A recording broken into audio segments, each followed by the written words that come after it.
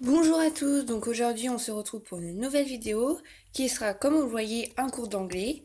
Et donc le thème aujourd'hui c'est le present perfect. Donc pourquoi je commence par ce cours qui est sur le present perfect?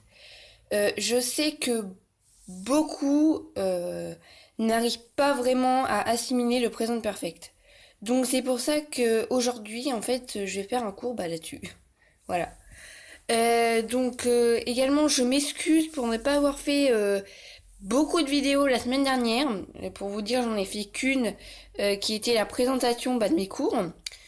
Donc je suis sincèrement désolée de ne pas en avoir fait parce que j'étais vraiment dans la préparation de mes vidéos et j'ai pas eu le temps de filmer.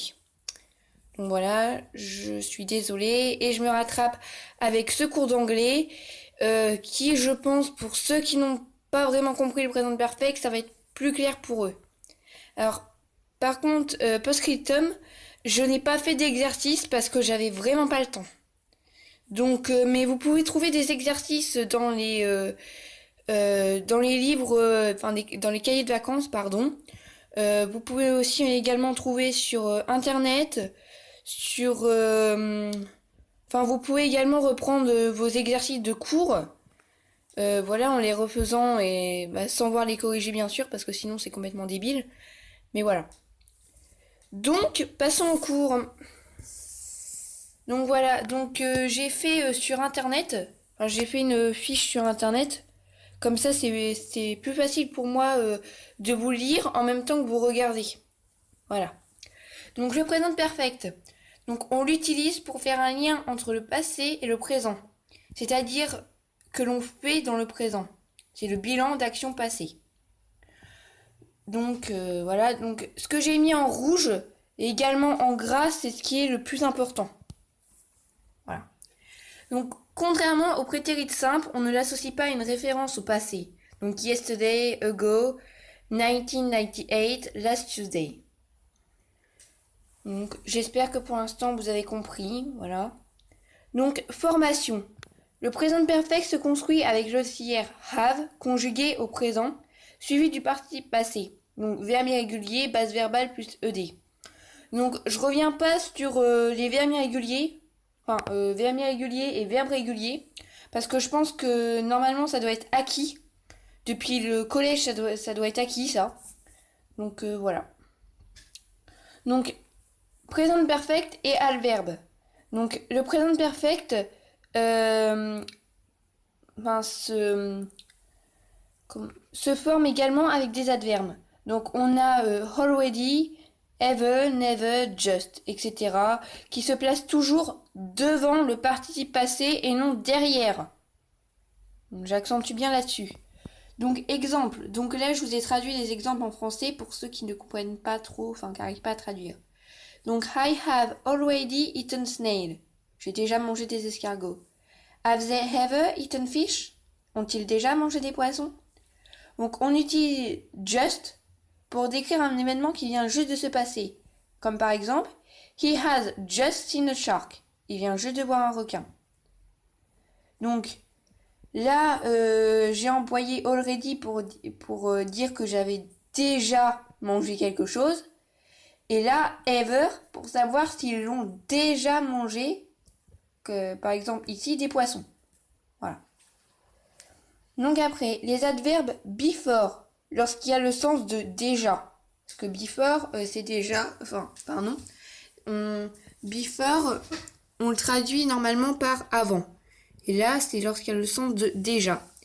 Et yet, uniquement employé dans les phrases négatives et interrogatives, se place toujours en fin de phrase. Voilà. Donc, comme par exemple, we have been to England before. Nous sommes déjà allés en Angleterre. Et I haven't driven a motorbike yet. Je n'ai pas encore conduit une moto. Donc voilà. Donc ça, c'est tout le cours. Normalement, le présent perfect, je crois qu'on doit le voir en 4e et on doit également le revoir en 3e. Voilà. Après, ce second, je sais pas vraiment. Mais voilà. Mots et expressions. Donc là, en fait, je vous ai mis des expressions avec have been et have gone. Donc pourquoi je vous ai mis ça? Parce que on le voit pas énormément ces deux expressions-là. Et je sais que pour beaucoup, c'est assez dur. Donc je vous ai fait un petit cas là-dessus. Donc l'expression avec have been. Au présent perfect, on utilise been pour dire qu'on est allé quelque part, mais qu'on n'y est plus. Donc exemple, I have been to the sea. Je suis allé à la plage, je suis rentré de la plage. Et I have been to Scotland, je suis allé en Écosse. Donc également, j'ouvre une parenthèse. Pour ceux qui ne connaissent pas les abréviations, j'en ai fait là, enfin j'en ai peut-être fait ailleurs, mais on utilise beaucoup les abréviations en anglais. Donc voilà, enfin je dis ça juste comme ça. C'est pas débile du tout ce que je dis. C'est que je sais qu'il y en a qui connaissent pas, exemple, les abréviations de have, comme j'ai mis là, ou de would. C'est normal. Si vous voyez pas ça, voilà. Donc également expression avec have gone. Au présent perfect, on utilise gone pour dire qu'on est allé quelque part et qu'on y est encore. Donc exemple, my friend has gone to Scotland. Mon ami est parti en Écosse. Donc, elle y est en ce moment. Voilà.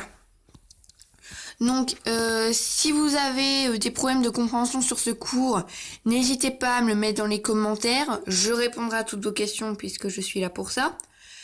Voilà, donc je remercie encore les gens qui se sont abonnés à ma chaîne parce que là, ça a explosé depuis la semaine dernière. Là, j'ai grimpé en abonnés, donc je suis assez contente. Merci beaucoup et merci énormément pour mes vues sur EG et John of Everfree explications. Alors je sais, je rabâche toujours ça, mais j'arrive pas à croire que j'ai tellement de vues comme ça. Donc voilà. Voilà, donc la prochaine fois ça sera un cours d'espagnol.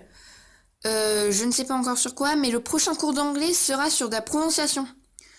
Voilà, parce que, enfin, de la prononciation, également des conseils pour la prononciation. Donc voilà. J'espère que cette vidéo vous a plu. Donc n'hésitez pas à mettre des j'aime, voilà, à vous abonner et mettre des commentaires en bas de la vidéo. Voilà, bisous bisous et bonnes vacances.